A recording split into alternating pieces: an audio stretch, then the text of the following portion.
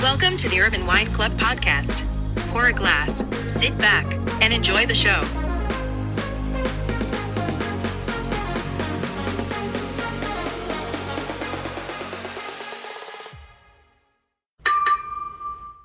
Hello, everyone, and welcome to another segment of our series, Vines Unknown, where we explore areas around the world that are not so familiar, and we discover them together here on our segment. In this segment, we're exploring Armenia, an area that has been interest of myself and others dear to my heart because I grew up with quite a bit of Armenians, even though I'm Greek. And before I do continue, let me also introduce myself. As Ari has said, I'm going to be your host this evening. I'm Fotis Stamos, and along with me, my co-host, Ari Kalos. Hello. All right. And we have a very special guest with us who's going to basically give us everything we need to know about Armenia's wine culture. We're going to taste wines together as a group. Let me introduce our guest. We have with us from Storica Wines, Mr. Ara Sarkissian. Please forgive me if I cannot pronounce it correctly. You did better than I expected. Excellent. So, Ara, welcome to the segment. Great to be here. Thank you so much for taking the time out of your busy schedule to be with us. I know you got your hands full. You just finished a webinar right before this, and you're jumping into it with us here. So thank you so much for doing so. Happy to be here. And this has been a very anticipated segment, I have to say.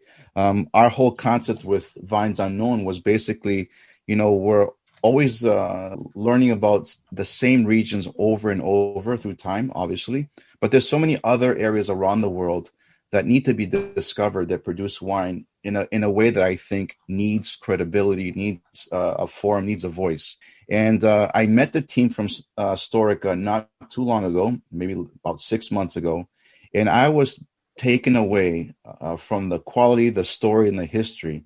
And as Greeks, we tend to be very proud of who we are, and we thought for a long time that Greece has such a long history of winemaking. But I think Armenia has an even longer recorded history of winemaking, for that matter. So I think this is going to be an interesting, fun segment. We're going to talk a little bit about Armenia's wine culture. We're going to talk a little bit about the creation of Storica wines, and we're going to taste some of the Armenian wines that you represent together here on this segment. Excellent. And we also want to thank all the guests that are joining us this evening on a Thursday night to participate and listen, and hopefully this experience will give you a little more about Armenian wines than before. And Ari is going to basically also let us know at some point we're going to let our guests ask questions through the last segment of our presentation here. Yep, I typed it into the chat, but now since I'm speaking, anybody who has any questions, please feel free to type it into the chat. We're going to get to it a little bit later on in the segment. And anytime a question comes to you, just type it right in and we'll get to all of them. So, Ara, let's kind of kick off with, give us a little bit about what our audience can know about Armenia's wine culture to begin with. Okay, so the thing that's fascinating about Armenia and the general part of the world where Armenia is that most ampelographers, and these ampelographers are people who study grapevines and the history of grapevines, how grapevines grow, and what species of grapevines are related to which ones, etc. They all seem to agree that the domestication of the grapevine happened essentially where Armenia is today, and slightly more to the west and to the north of it. So there's this triangle somewhere between today's Republic of Georgia, today's Republic of Armenia, and what is today sort of far eastern and northern Turkey. That triangle is the real home of where the domestication of the grapevine happens. So forget about wine in general. Right. Just grapevines, even grapes that you eat, come from this part of the world. It's on a lot of the sort of historical archaeology, a lot of, if you see ruined temples, and if you see ancient manuscripts, most of them are adorned by grapevines at the bottom, on the top, on the sides. So it's really part and parcel of the old rituals of this part of the world. And eventually, obviously, people figured out that grapevines not only give grapes that are delicious, but they also make you feel happy if they ferment. So the first sort of rudiments of winemaking are also thought to originate from this part of the world. Very fascinating, and interestingly enough, it's only in the past 20 or 30 years that scientists are sort of unearthing caves and remnants of very, very ancient winemaking.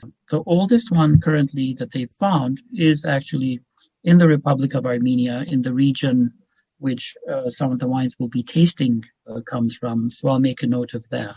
So it's a really fascinating place to begin with as when it comes to grapes. Can you give us a timeline? How many years are we talking about? Making wine. So the winery itself, that's considered to be the oldest winery in the world to have been explored, is approximately 6,200 years ago. 6,200. Oh my God, wow. 100 years, yeah. So 4,000 BC. That's amazing. We're talking before the world as we knew it. So this is really, really long time ago. Has there been any type of studies of trying to do any genetic testings on different grapes that have originated from Armenia that have kind of overlapped into other wine producing regions? Are there any grapes that have kind of transpired to something else as a hybrid somewhere else? Right. So that kind of work is just beginning because, as you know, DNA as a science is just so recent. So what they can do is they can relate grapes 1 or 2 generations, but not beyond that quite often. So when it comes to Armenian grape, Mr. Vuillamos, who's the world's leading sort of authority in DNA, is a Spanish fellow. He has started a project to do that, but apparently it takes a long time. So it hasn't yet been established whether some of these ancient varieties in Armenia are in fact the forefathers of, say, Pinot Noir or whatever it may be. But it could very well be one day we'll find out that some grape we think is Greek or French may have, yes, French, yes. Sorry for all my French friends. May have originated in that part of the world, yes, but there's nothing definitive yet. But what they have clarified is that some of the grape varieties that currently grow in Armenia were actually vinified in that cave we're talking about. So some of the remnants of they've found, they've done DNA analysis on and shown that this is essentially the same grapes that are grown. So what we have is continuity, but what we don't have is how those original grapes relate to grapes in the rest. But what everyone does agree on is that the grapevine itself, regardless of wine, moved to Europe and moved to the Middle East from this part of the world. So one way or another, they're all the answers. Got it. How about, can you tell us what makes Armenia an ideal area for grape growing? What is it about the climate, the soil? Can you just give us a little bit about that? Absolutely, yeah. And while I'm doing that, maybe I'll turn on my little thing here, my little presentation, just so, less words and more pictures is always more, I think. Okay, but I haven't shared my screen yet. 1 second. What are you doing? One participant can share at a time. So is someone else sharing a screen? Here. So can we all see that? Yep. All right. Here we go. Okay, so that's visible, right? All right. So your question is, what makes Armenia a sort of ideal place? Well, to be honest, I don't know if it's any more ideal than any other place, but what it is it's a special place and a unique sort of combination of soil, climate, and grape variety. So when we look at this, the first thing you see is, can you see my cursor? I'm not sure. Can you see my mouse? We can. So the region here that's sort of greenish or light green is the lowest elevation in Armenia. That is the flattest and lowest elevation. Like the valley? That's the lowest valley there is and the flattest. That is approximately 500 meters above sea level. So keep that in mind. You mentioned I was doing another presentation before I got on here, right? Yeah. That was about Piedmont in Italy. And this is the wine that people were talking. It's a Spana. It's a Nebbiolo, right? It has nothing to do with Armenia. I'm making a point. So you know what the big deal about this wine is? Oh, that it comes from really high elevation of 400 meters. It's the Italian way of marketing. It's the Italian way of marketing. That's right. Oh, this wine has such profound flavor because it comes from the foothills of the Alps all the way up there at 400 meters. In Armenia, the lowest elevation is 500, right? Not that this is a competition and high elevation necessarily mean better wine or better grapes. But if it was, you won. If it was, we definitely win. Yes, you're right. Yeah.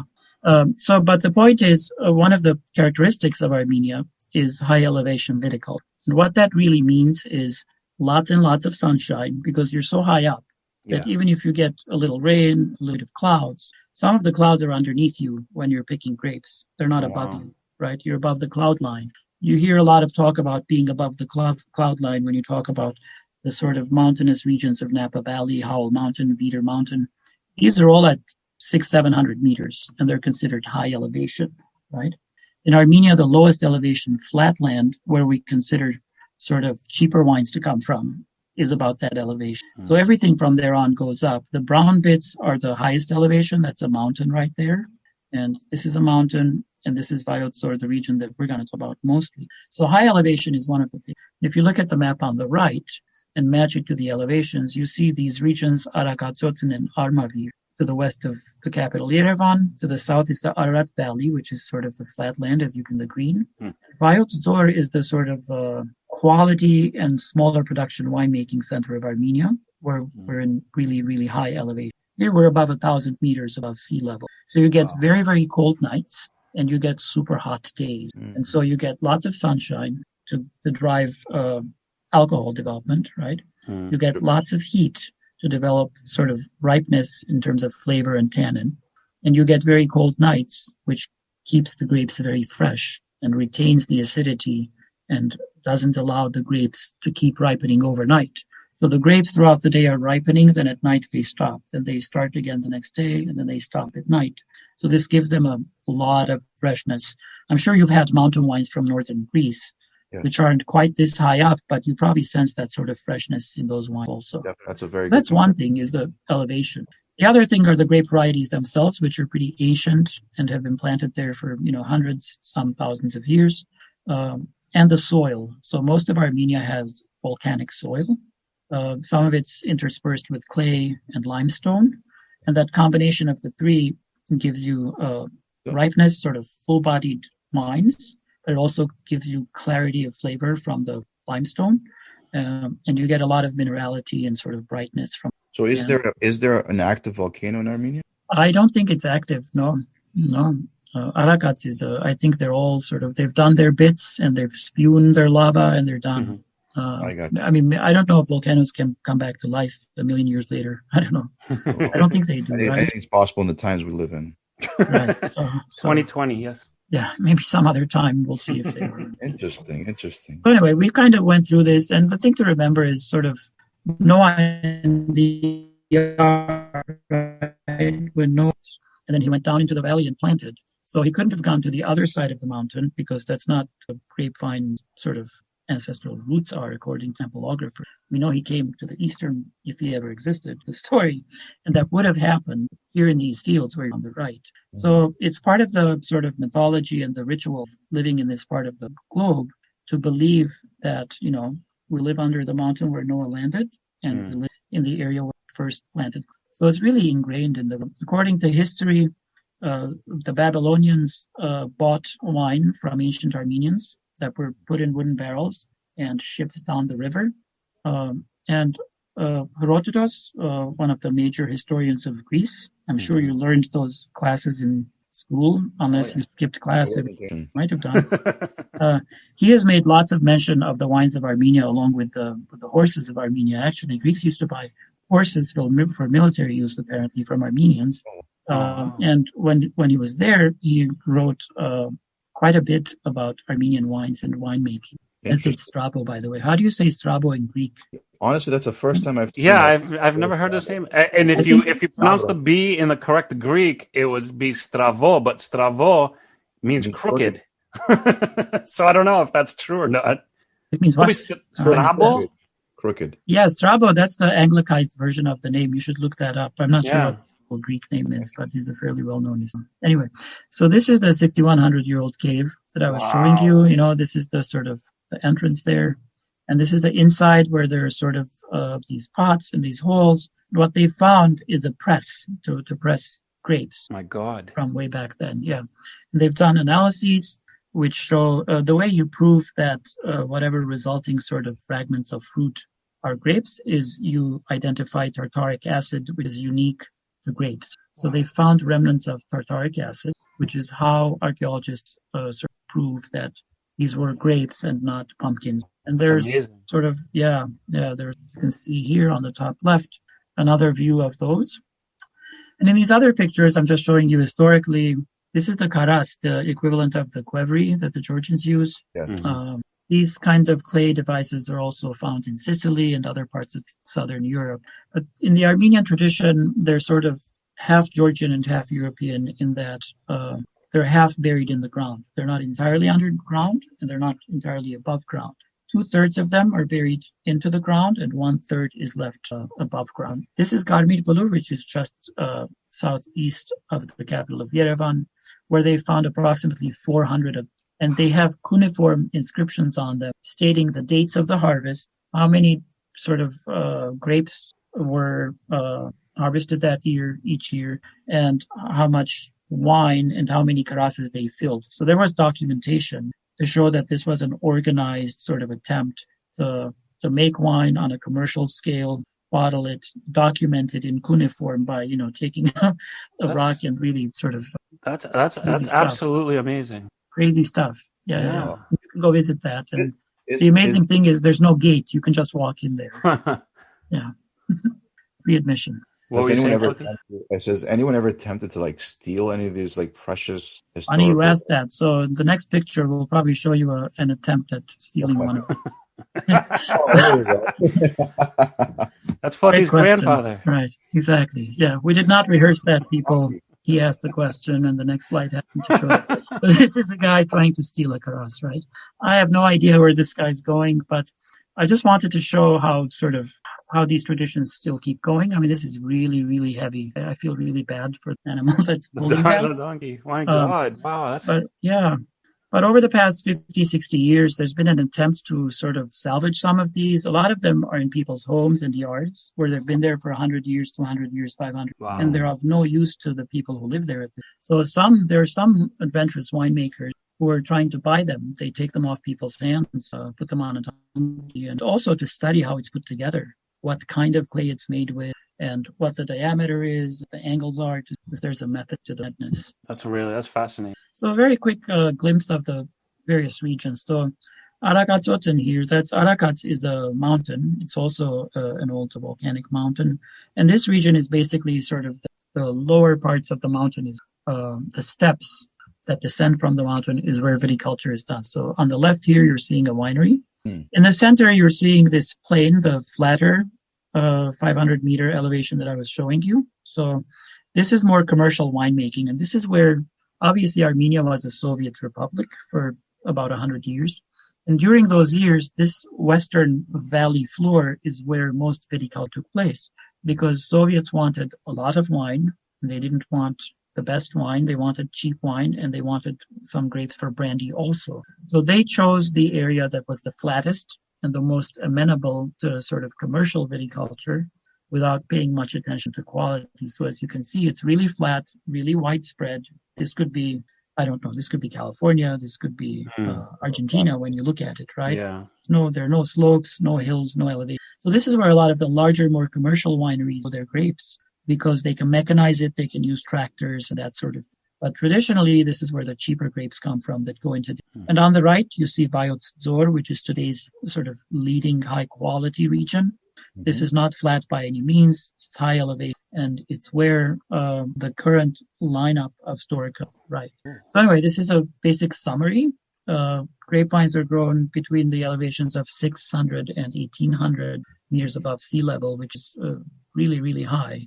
As I mentioned before, that gives you, to answer your question, for what is special about it. It's the sunlight, the variation between the high of the day and the night, and the sort of extreme climate. So when you're that high up at 1,600, any minute you could have a hailstorm, or any minute could be sunburn on the grapes. Right. So it's really extreme, and you really have to be, obviously you can't mechanize anything, tractors up there. Sometimes there are no roads. Wow. You have to get up there, take the bucket, and walk down to where the road is.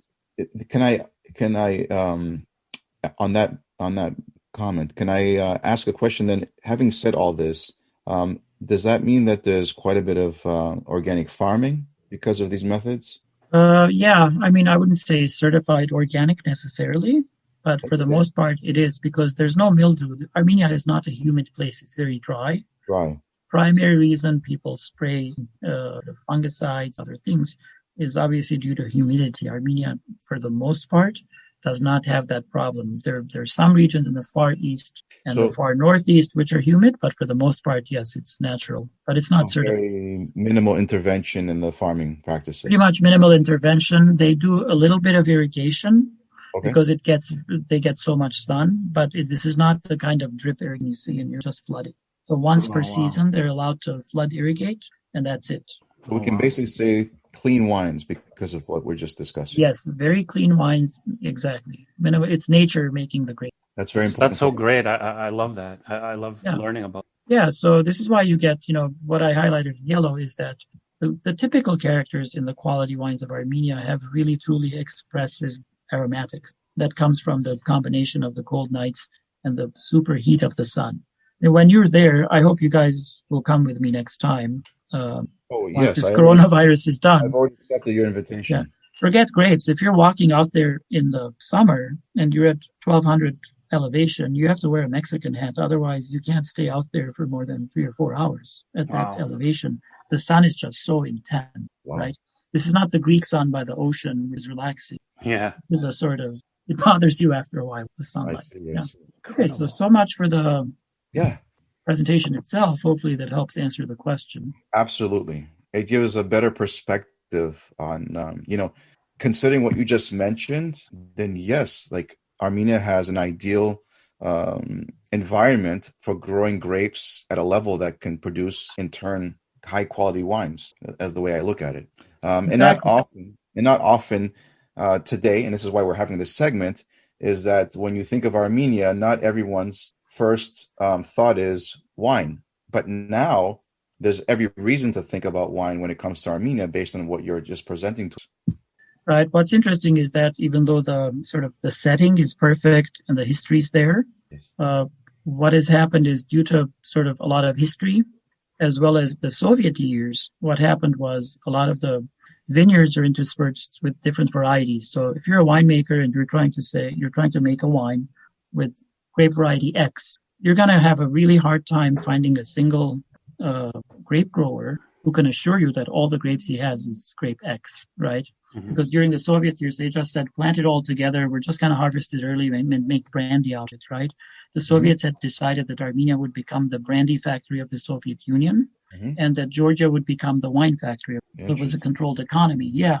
That's why a lot of the grapes are planted in the wrong places, in the wrong soil, and the wrong topography. So over the past 15, 20 years, there's been a renaissance in that people are rethinking where and what the original variety and how to grow grapes for wine as opposed for brandy. So that's the process that Armenia is going through now. It's made a lot of, still almost 85% of all the wine grown in Armenia end up in a distillate. 15 years ago, that number was 95%. So it's gone down by 10%, but it's still only 15% of the grapes that are grown for wine are actually sold as wine. 85% are made into wine, and then they're distilled into brandy.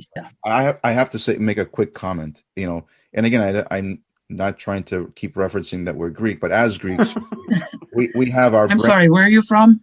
Is that we've drank where the word narcissism originated. we grew up with a ton of brandy as growing up in our household. Metaxa being a big brand and brandy being a part. But I have to say, when I got introduced to Armenian brandy, I was like, wow, this is much better. And I'm not going to downplay the brandy that comes from Greece, but the best brandy that I've ever had outside of Greece and even from France has been from Armenia. Yeah, so I'm not. Yeah, exactly. The brandy's nice. There's plenty of cheap brandy in Armenia too. Right. But you probably had the nice stuff. Yeah, there's nothing wrong with growing brandy.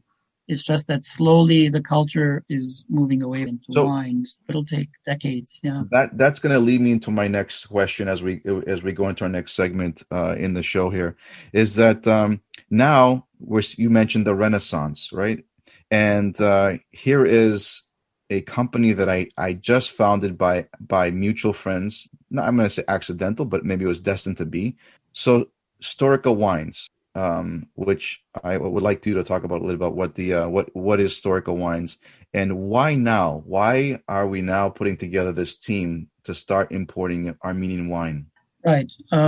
Good question. So Storica is an adjective in Italian, right? It's a feminine adjective, means historical or historic, I guess. Storico would be the masculine form. I was not involved in coming up with the name. I don't actually know who came up with the name. Maybe I can find out tomorrow, or maybe someone can tell us in the chat box who came up with the name. But the name kind of says it. There's a story to be told there. And Storica's mission is really to once and for all tell that story the proper way, and to ensure that the story is not only told, but that the story lives on to be tomorrow's story also, right? So the sad thing about the wine culture of Armenia is that due to past history and Soviet history, a lot of the winemaking knowledge was lost, and along with it, the wine drinking sort of culture was lost, and people drank brandy and vodka. So Storica is now, because over the past 10, 12 years, we feel like there are enough high-quality wines that are expressive and true to place, and that definitely have a place in the U.S. market. So, which is why we think now is the time to import them, but also introduce them and sell them to everyone. Those people who come across it, the interesting thing is a lot of people say, this wine tastes very familiar and that it's unique. Mm-hmm. And that's the thing about Armenian wines, because there's a question in the comment box, which we'll address together, I'm sure, later, which is saying, how do you compare Armenian wines to Georgian wines, right? That's a big topic there. Mm-hmm. And we'll get to it in the last segment. But I'll use that question also to answer this question, in that, unlike Georgian wines, Armenia has a chance to press the reset button. And it's been pressing that reset button for about 15 years now. So what Armenia has is a combination of very old grape varieties and a set of vines. So some of the vines that the grapes are grown on that go into these wines are over 100 years old, right? If you do that in Spain or France, that bottle of wine will cost you 80 if you have 100-year olds, right? In Armenia, a 100-year-old vine will create beautiful grapes, and the wine will cost you $30 or $20, whatever. I'll take the There's great value to be had. Yeah. There's a great ratio of value to quality. But also, unlike Georgia, we're not encumbered by tradition, right? Georgia is kind of ties its own hands because it has so many winemaking traditions that it can't break out of its habit. Armenia has an opportunity because of this recent renaissance to sort of reset things. So they're making wines using primarily European equipment. They take care of fermentation temperature. They make sure that things are filtered properly. And they're not afraid to experiment with new styles because they lost their original ways of winemaking due to history anyway. Right. Whereas Georgians are sort of, they have that albatross on their shoulder saying, well, my grandfather made wine this way, so I... So that's why, to answer your question, this is the perfect time for a company like Storica to import these wines to the States, because the quality is just ramping up. And all indications are that in 5 years, that 85% of grapes going into wine will become 75. So there's going to be a lot more of it. We're helping create a market for it in the States so that when the higher quality wines keep coming in larger volumes, there's going to be a channel to sell them to. Otherwise, that's the point, right? So now that leads me to my next question, which that's very fascinating about the timing of everything. So Storica wine, the company gets created, and then you decide on this winery called Zulal. And why, out of all the wineries, do we start with Zulal? Why do we start with Zulal?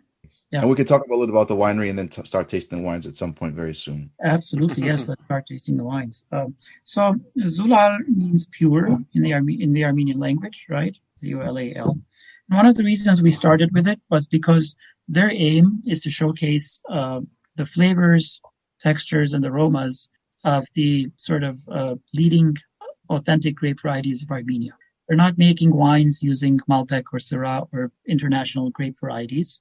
Their aim is to showcase Arani, Voskehat, Gilar, and other sort of autochthonous indigenous grape varieties. So that's the first reason. The second reason is that they're doing so with sort of Western winemaking techniques, which make the wines sort of accessible to Western drinkers, European, or in that these are not super earthy, kind of slightly dirty tasting wines that are made in a village somewhere that aren't properly fried. They're really made to a high standard. The third reason is they can make enough volume. It's amazing to make wines that are expressive at that high volume. It's not an easy task. So that's why this is our first line of wine. And hopefully we'll be releasing many other lines of wines in years. Excellent. Okay. Excellent answers. I just wanted to kind of pick your brain for the audience. And we have a nice lineup that maybe I think this would be the time to taste through the lineup that we have for our guests this evening. Even though we did mention that we're going to taste through the Zulal line, but we also are going to kick off with a sparkler, which, sparkling wines is a growing category lately. And a lot of folks have been exploring Proseccos and Cavas and different types of sparklers from around the world. But I was so pleased to see that not only is the Storica Wines importing a sparkling wine, but it's, in my opinion, delicious compared to other sparklers that I've worked with in the industry. So let's start with the sparkler. Okay. And the proper pronunciation is Kush? Well, I think it depends who you ask. So some people say Kush, some people say Kush. I think you should say it the way you want to say it. It's not a word that's common. It's someone's last name, and it would be Kush, as in almost in French, Kush. Oh, I see. Okay. I'm a big fan of sparkling wines, so this is right up my alley.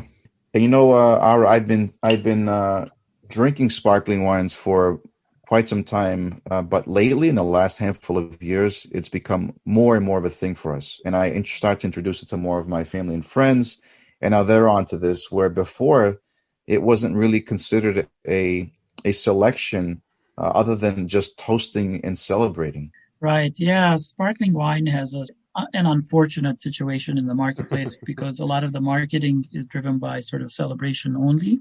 In nightclubs? So a lot of people think, well, there's no birthday, so I'm not going to drink a sparkling wine. I'm like you. I drink sparkling wine all the time. Right. Of various kinds.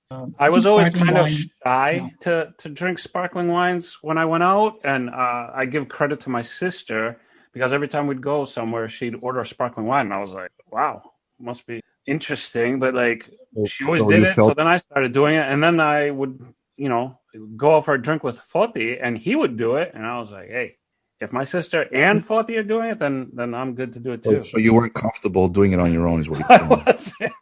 Because I wasn't very well versed at that point. Why? Was it the shape I didn't of the know much about it?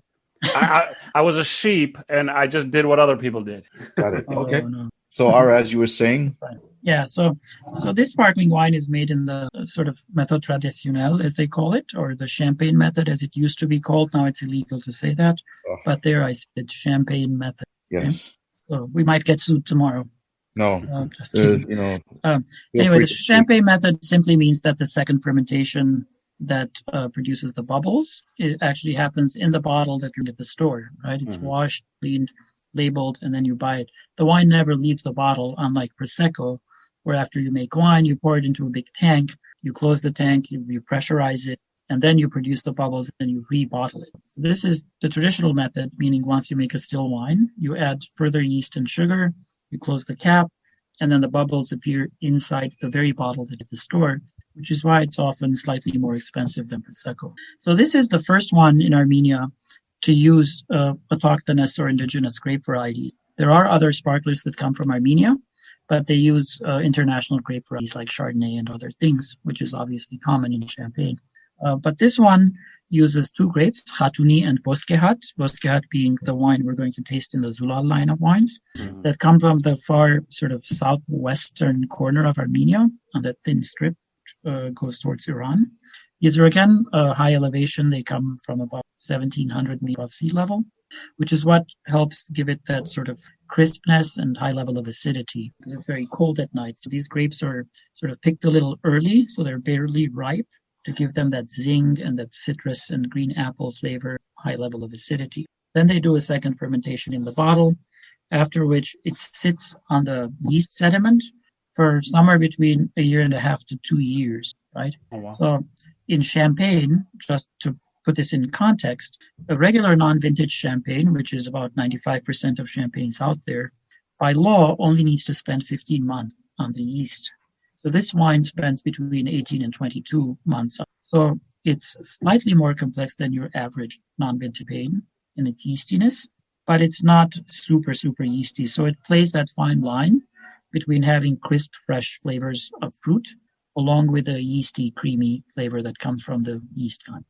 Just outstanding the way they were able to create that balance. Very, very skillful. Very skillful. Very balanced wine, and the last bit of sugar that they always put into sparkling wines is perfectly balanced to counterbalance the. It's very well made, and for the price, $23, it's Really, really. Yeah. So this is typical of what we're talking about the Armenian wine renaissance. Very old variety, very old vineyard, very new method. This is a French method, right? I have to But say, yeah, packaging too is also, I'm very impressed with packaging. yes, very Very attractive. clean, very pronounced. So this is great with fried foods, smoked salmon type of salty, briny. Yeah, I was gonna say salty, briny. Mussels. Being in New England, raw bar, oysters, ceviche, definitely anything that's got that dryness to it, salty, dry food. But just sipping on its own, to really kick things off for any type of an experience, really, I think gets us going. Absolutely. Yeah. Excellent. So for those that are listening to us this evening, and for those that are going to be listening to this segment moving forward, if you're gonna spend the money for a sparkler, this particular sparkler in the $20 range, hands down, in my opinion, can compare to any sparkling wine that's in the $50 range and above. In my opinion, I would definitely challenge anyone to actually taste with us when it comes to that. Challenge accepted. So we now will move into the Zulal wines. Okay, so as I said, Zulal is a project that aims to make wines from Armenia's leading indigenous grape varieties, and the overwhelming majority of the wines will not undergo oak aging or anything like that in order to preserve the flavors, aromas, and textures of the grapes themselves. There it is. You can see it has a nice label with some nice scripts. The first wine, the white wine we're having, is made with a grape called Voskehat. It's the leading white grape variety of Armenia. The word, actually, Voski is gold. Hat is for Hadik. Hadik means berry, so it means golden berry because the berries are the grape berries. They have a nice gold. So the skin color is golden. Okay. So this is also a very old variety, and it's an interesting variety in the sense that when people here taste it, when I have it, people taste it, they have a similar reaction to what we were saying earlier, which is it's so familiar, and yet I don't think I've had this before, but I think I've had it, but I think I've never had this. They whiffle waffle because the body of the wine is rich like a Chardonnay or a Chenin Blanc, but the flavors aren't anything like a Chardonnay. And the acidity carries the weight of the wine. So it's a relatively weighty white wine, not super weighty like a Viognier, but a medium to medium plus weight. Mm-hmm. And it has a very nice sort of herbal note over it, sort of like chamomile tea or something like that. I can definitely sense the herbaceous. Something herbal, right? Maybe some Greek mountain herbs. That's what we're smelling. Greek mountain tea, is that what you said? Yeah, exactly. You know the Greek mountain tea they sell in the store in a sort of plastic wrapping with the long leaves? That's kind of what this reminds me of. What is that called in Greek? I don't know. So depending on where you come from Greece, everyone has their own local term for it. I see. Yeah. Good for them. So, no, not really. So none of them know what they're talking about. The next person is talking. Always fighting like what is the right term. Right. So let's not fight about that. But it does have an herbal tea. But definitely, I can definitely sense the that herbal essence on the aromas for sure. And on the palate, you'll taste less of the herbal and more of the stone fruits, the pear, the very ripe apple. Right. And in the warmer vintages, like the next vintage we'll carry, it'll have more of a sort of peach, even honeysuckle. What gets me is the finish. Mm-hmm. That's where the aroma's great, the textures and flavors great, but what keeps me back to sipping it is the finish. Wonderful, isn't it? The flavors on the finish? Flavors, how it lingers, and how it just keeps my palate still active. It doesn't fall flat. It doesn't go away quickly like some whites tend to do. It just stays stays with me. Well, that's one of the classic traits of quality, right? Is sort of the finish that doesn't fall off. A lot of cheap wines you buy, they might taste good on the mid palate, but as soon as you swallow it, it's gone. So this one does linger. Yeah. As drinkers, or just in general, I think we're not really paying attention because we're in conversation, we're eating. But I truly believe that the finish is probably just as important as anything because it's what keeps us sipping it more and more. That's right. Absolutely. It's like a memory, right? It's like you watch a powerful movie, and the 2 minutes after the movie sometimes are more important than the movie itself. Right? Because you think about what just happened. Yeah. So wine is like that too sometimes. It lingers with you. Excellent. Ari, any thoughts? I mean, Yeah. Oh, I'm soaking this all in. I'm not well versed with Armenian wines, and I invited several of my Armenian friends to the webinar tonight, and they were like, "Wait, is it a brandy webinar?" And I'm like, "No, wine, wine." So this is incredible and fascinating, and I think everybody who's on here is going to get a lot out of it. I'm getting a lot out of it. I mean, I had no idea, and I'm kind of a history buff, and just the history of it is absolutely amazing. I had no idea. Thank you so much for opening our eyes to this, and for Storica as a whole to bring this to us. Absolutely, and we'll be bringing more soon enough, I hope. To answer the question in the box, the Zulal Voske does not have oak, but it does feel rich enough that it may have been in oak, but as far as we know, it's never been inside. I was just going to ask, Ara, have you had a Vosket that's been aged in barrels? Yes, I've tried a couple. And we might have some on the market next year. We'll see. Wow. Okay.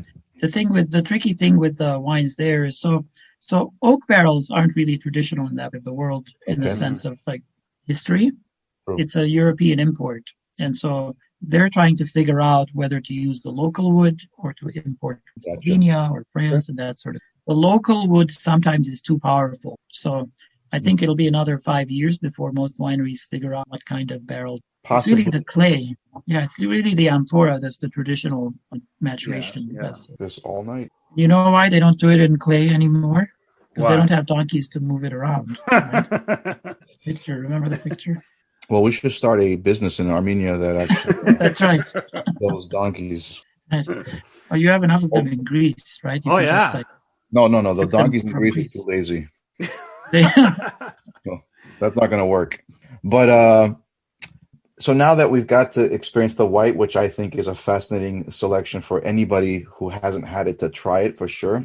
White wine lovers and non-wine white wine lovers, you should definitely have a chance at this. Yeah. But now, what I was also pleased to see that there's a rosé in the lineup, and rosé, which for us, it's still a growing category. It's been trendy for the last 4 or 5 years. There's still people that are on the fence about rosé and what it really means. But, in the European cultures, obviously rosé has been a staple for centuries. Let's talk about rosé real quickly in Armenia. And is it viewed the same way as in the rest of Europe before we get to try this delicious selection from Zulal? But your thoughts on the rosé? Yeah, rosé is also a fairly new phenomenon. It wasn't traditionally done because traditionally you wouldn't have enough time to bury it and then remove the skins when the wine is pink. So by the time, weeks and months passed, when you go back in there to get the grape skins off, it would be deeper. It wouldn't work. Anyway, So it's not really traditional. It's part of the Renaissance. Gotcha. So it's essentially an import. We can admit that. Okay. But the good news is the leading grape variety of Armenia is very sort of conducive to rosé because its primary quality is bright red, expressive cherry fruit kind of flavor. That's the Areni grape, which is the grape that this rosé is made with. I don't have the rosé with me, so I'm going to let you guys taste it. Yeah. But you'll notice that it's all about red berry. I still find I've had rosés from different wine cultures and different methods and different styles and different grape varieties, and it can be so very different from one another. But lately, obviously, I feel that it was still modern in the sense that it was made because, as you mentioned, fresh aromas, very crisp, very refreshing, but still contains a very good element of fruit, a French rosé. Right. And keep in mind, this is the 2018 you're tasting, so it's 2 years old, and it's still very expressive. Yes. Yeah. Because the point that Ari wants to make, Ari, is that rosés in general have a very short shelf life because of the composition and the way they're made. The skin contact is minimal. It doesn't really extract too much of the compounds that are found. Not to get too geeky and technical, but basically what we're getting at is that rosé should be consumed very fast. They need to be consumed very early. They don't age well, for that matter, for the most part. But being that it's 2 years old, it still tastes just as fresh as any 2019 rosé that we've had from other parts of the world. But yes, I mean, for those of us that are listening and have enjoyed rosés and are loving rosés, or just starting to get into rosés, this would be right up your alley because of what we just mentioned. Yeah, this one really has very zingy, sort of expressive red fruit, but the body is weightier than your typical sort of Southern French rosé. Yes. It has enough body to be had with the chicken, or a salad with shrimps on it, or something like that. So I'll tell you, Ara, I last week I had the Zalal rosé with a sirloin. What? Right? And Yes. it works. Yeah. And it was perfect because, all right, so we think this on, not to go off topic real quickly, but we're always thinking, reds with cuts of different types of meats, ribeye, New York sirloin, porter, and so on and so on. But if you think about it, a cut of meat, which has very little, in my opinion, unless there's a lot of fat, there's very little flavor profile that it really presents. And unless you season it with whatever you're going to season it, or if you're going to put a dry rub on it, you lose the meat or the beef that you're having with a very heavy red wine.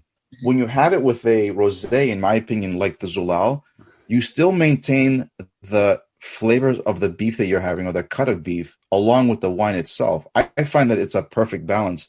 But so many of my friends and family kind of like are a little hesitant, like, why would I waste a good cut of beef with a rosé? But I said hesitant. You're blowing my mind right now. I never even thought about doing that. Why? And then call me.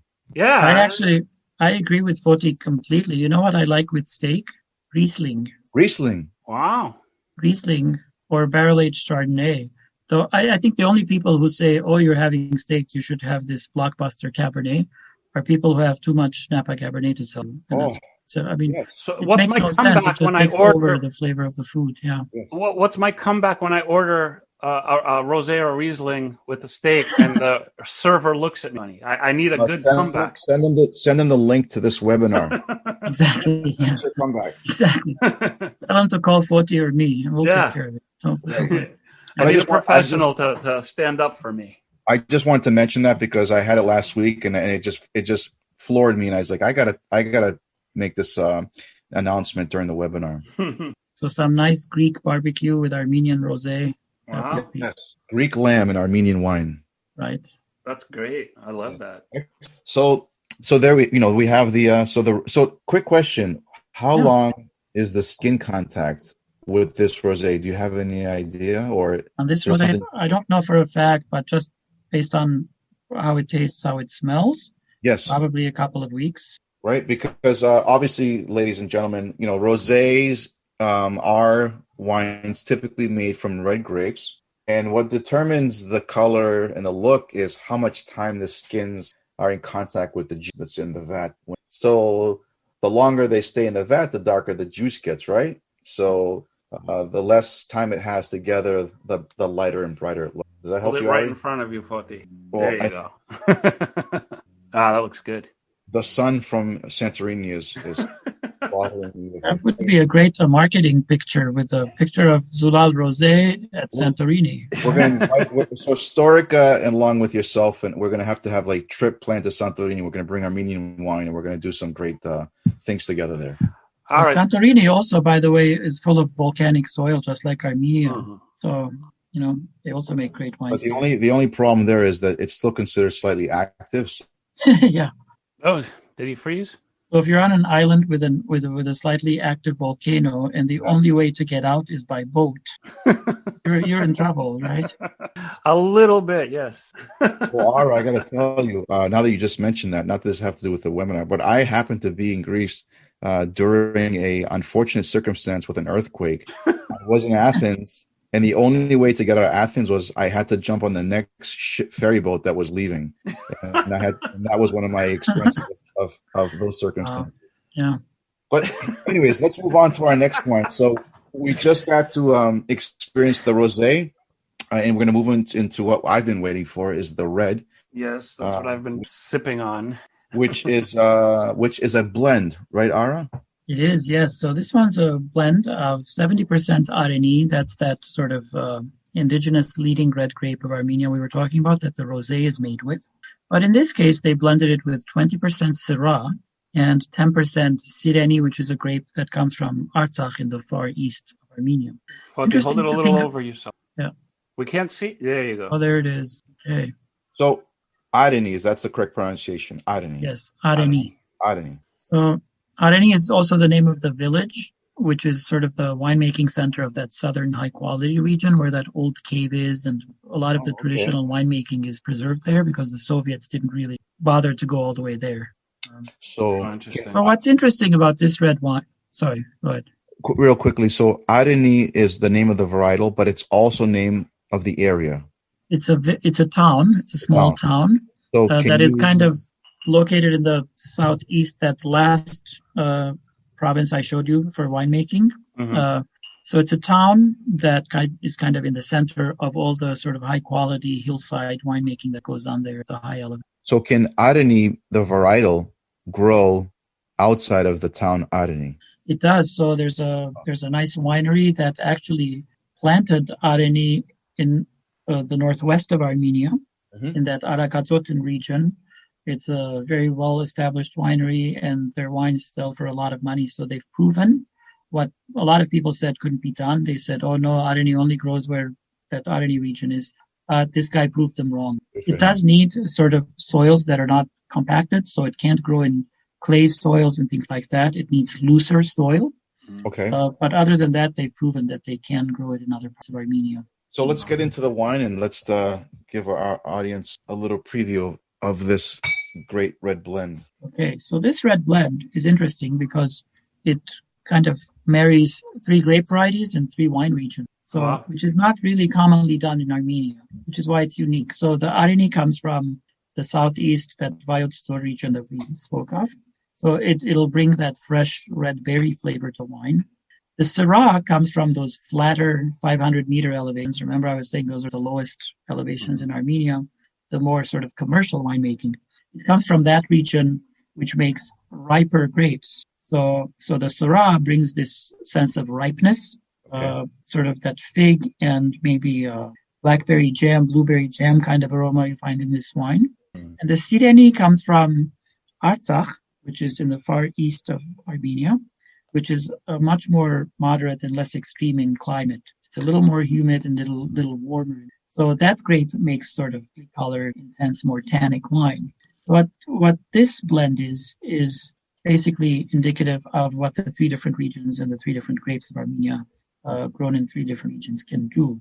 This is not typical, but it's a very interesting wine because you get the fresh berry from the Areni, you get the Syrah spice and pepperiness and ripeness, and you get the structure of Sireni, that combination of tannin and... Outstanding. It's like a blend from all over Armenia. Right. So it's like is there Armenian like equivalent of Côte d'Aron? Something like that, yeah, or Vin de France. Definitely, again, great aromas from all 3 varietals combined.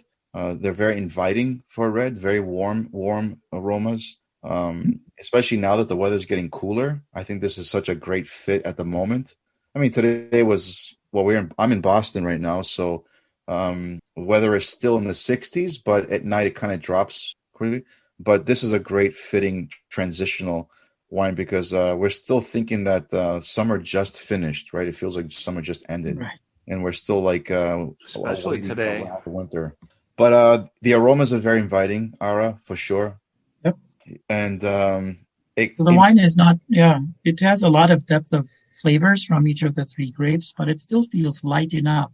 I think that's what you're getting at. It's not a snowstorm wine yet. It's more like if I can put this into my perspective, it's the layers are just flowing.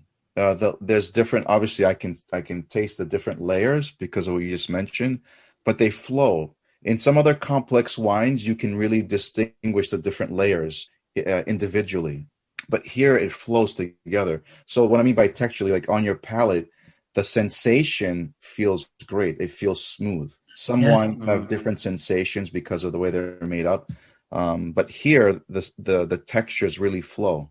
Yep, I agree with you. I think it's what we would call a round and supple wine. It's not an angular sort of sour food wine.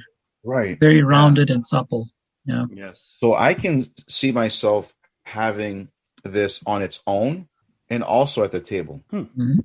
Especially, I'm sure, I mean, it's been open for about half an hour, so it's had some time to kind of soften up, or as we say, breathe. We let our wine breathe. But I'm sure as time goes on, the smoother it gets. Oh, yeah. Yeah. It does. Try it tomorrow morning on your cereal. I don't think that's possible. It'll be gone by tomorrow. It'll be very smooth. Excellent. I mean, this is fascinating that we're actually tasting, in my opinion, world-class wine from Armenia. At And, great prices, right? Yeah. I do believe, Ara, you answered a lot of the questions. There's one more that I don't think we got to. If you could real quickly just get Absolutely. is it still the case that Armenia has avoided the phylloxera? Phylloxera, yeah. Like the other wine regions? Right. So the only regions that phylloxera has shown up in, unfortunately, is the Ararat Valley and Armavir in that western flatter region. There is some phylloxera there, as well as the northeast. So phylloxera, for those of you unfamiliar with it, a louse that kind of feeds on the roots of grapevines that essentially destroyed the entire wine industry about 150 years ago. Wow. Another great gift from America to Europe. That's how the French look at it. It did make it all the way to sort of Georgia. Most of Armenia has sandier soils. So it was thought that there was no phylloxera, but unfortunately in that southwestern corner, they have found phylloxera as well in the northeast. But what they say is that it's sort of contained and that they're dealing with it by regrafting vines. So it hasn't been a huge problem, but it's not completely free of phylloxera anymore. Wow. Also, another question about orange wines in Armenia. So Armenia doesn't really have a tradition of making orange wines. There are some experiments being done, sort of learning from the neighboring Georgians, but it remains very tangential. No one's really making large volumes of orange wine commercially in Armenia yet. Okay. Excellent. Ari, before we get to more of our questions, I just wanted to point out for our audience that's listening, and we're hoping that you have enjoyed this segment and understanding what we're presenting. The wines that we've just featured for you in this segment are available on the Urban Wine Club platform, which is urbanwineclub.co. I think Ari has posted a link to the shopping cart where we feature all of the wines individually for sale and also as a 4-pack, which you can purchase, and we actually ship it to you right to your door. So this is a great opportunity for those of you that haven't tried the Zulal wines and the Kush, and if you haven't had a chance to look at your local retailer if they have it or not, we want to make the process very efficient and easy for you. You can just click on that link, and we'd love for you to at least participate in purchasing the wines and trying them, and also giving us feedback as well after you've had them. So I just want to point that out. urbanwineclub.co. Ari put the link in the chat box for you, and we also have. And before we sign off, we'll definitely together with you, Ara, is let everyone know about the different social media platforms, the handles, the website for Storica that people can find out more information. Absolutely, yeah. So Storica_wines on Instagram. Follow us. You'll see great pictures of Armenian vineyards and what new exciting wines we're working on getting over here for you guys. So do follow us because there's going to be a lot of new stuff coming over the next year. It's very exciting because I think consumers here are ready for new things. You know, everyone's had enough of Italian regions and French regions, and they're always looking for new ideas. And Armenia is a great source for new ideas that are familiar and sort of Right. Absolutely. So definitely, we have to mention that before we come to the end of our segment. Ari, I have a couple more questions, unless you have any ones that are in the. Ara actually addressed all the questions that were posted in the chat. So if you have any, go ahead, and then I'll give. So one question I have that came to me directly that didn't come in the chat box is: does Storica plan on bringing in high quality brandy, even though this is a wine? Sorry, but I had to. I guess we have to ask this. Any plans or any projects in the works? Well, I'll be a politician and say we haven't decided not to do that. So I think if we were to find a nice brandy that kind of tells a story, why not? I don't think there's a reason why Right. we shouldn't do that. Absolutely. We're all about telling the story of this place. And anything made with grapes is up for grabs. So why not? As long as it's good. Here's a next question. Does Armenia produce distillates? So yeah, brandy is a distillate. Or we're I'm sorry, talking I about. guess Yeah. what they're Yeah. So distillate is anything example- that you kind of distill after making. So brandy, grappa, stuff like that. Yeah, that was their example. Equivalent to grappa, is there anything that's coming out of Armenia in that fashion? Yeah, exactly. So that's sort of technically, they're all called brandy. So there's a misnomer. A lot of people think brandy has to be brown, but it doesn't. Correct. So, Okay. and a lot of people think transparent distillate from grapes is vodka, but it's not. Vodka can only be made from grains, not grapes. So basically what they do is they distill from grapes and apricots and other fruits. They distill it into technically what is brandy. But in this country, we think brandy has to be brown, but it's not. So it would be clear like That's water. a very Like, good, yeah. very good point. So Just like brandy can be clear. Yeah. Brandy is clear when you make it. You either add color to it artificially or you put it in a wooden barrel. That's when it gets brown. Yeah. Got it. Most brandy is made clear. Another question. You had touched on this earlier about consumption. Does Armenia have a relatively high domestic consumption of their wines? I guess it depends what you mean by relatively high. So it has the newer generation is apparently drinking much more wine than the previous one.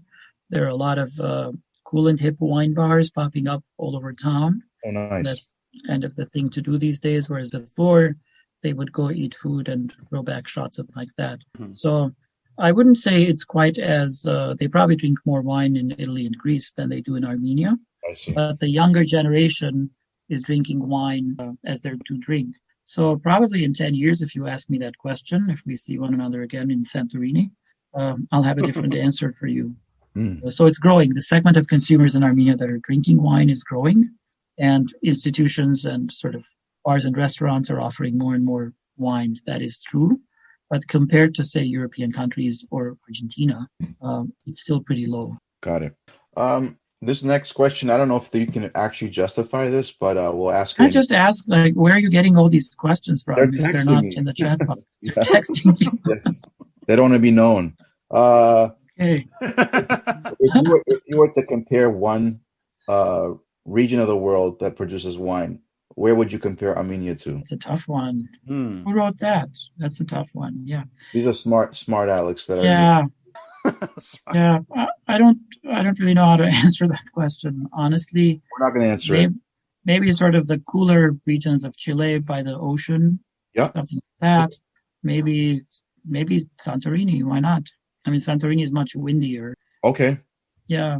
It's sort of a place that's deeply continental. Some of the. Excellent. All right. How about I have a question? What's next? Want to text it to me? Yeah. What's next for Storica wines? What is next for Storica wines? Well, first is to sort of continue our push to open markets in the U.S. because it's it's easy to bring wines to the U.S. You just kind of make arrangements. Someone puts something on a boat and the stuff shows up. Right. So what's next for us is to ensure that there are people here waiting for it, right? Right. And we're going to take the stuff. So it's opening up the U.S. market is what's next for us. That'll take another 6 months to a year. After that, in terms of products, in terms of ideas, we are scouting Armenia from the north to the south, the west to the east, whatever it is. And we're going to find really interesting, unique wines at different prices and in different styles to showcase in the U.S. To different levels of consumers. Some primarily for restaurants, others drinking, others high-end retail shops. So it's really creating a market here so that we enable the Renaissance to continue and to grow to become a real true Renaissance. Because if we don't do this in 15 years, some of these new wineries that are doing good projects, you know what happens when the guy who's running the winery retires and his son goes to accounting school and moves to France, right? They give up. Right. So we don't want that to happen. In order to ensure continuity and that this becomes a sort of a stable part of the local economy and that it's an industry that's sort of sustainable, we need to open markets here and develop connections with all the wineries to tell them, if you really focus on quality, you promise to find you a market. So that's really the conversation. Well, that's very inspiring and intriguing for us to stay connected, because we always want to see what's next. And definitely keep us in mind when that does happen. We'd love to make sure that we have you back again on our segments to kind of give us the updates. And hopefully on the next segment, we'll feature other wineries that you're bringing into the market. But at this moment, Absolutely. Yeah. Ara, on my behalf, I wanted to thank you so much for this time and opportunity to learn more about the Armenian wine culture, Armenia in general, the wines that we just tasted, your perspectives, everything you just provided for me was very priceless in my sense, because I enjoy bringing folks like yourself who actually can present it, articulate it, and actually break it down so that anybody that is listening can understand. I was going to say the fact that he's an educator made this all the better. The way he did the presentation, the slideshow, the way we put a plug in for Ara, like as an educator, like how can we plug that in that you're an educator, Ara? Well, yeah. So I don't teach at home. I can't take any private business. I teach. If you want to plug, I teach at Boston University. They have a really interesting wine program that they've developed in house. So unlike most educational.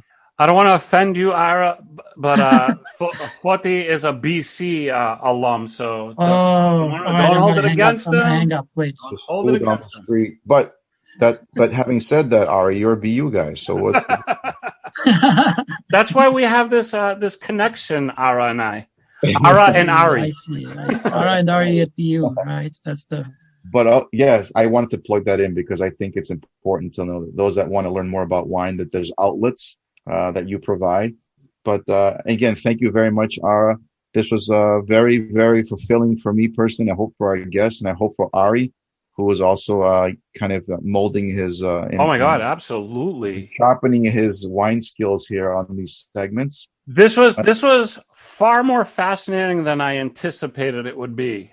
And that's true. That's a very true. I always look forward to these. I always look forward to learning, but the history is just absolutely fascinating. I had no idea.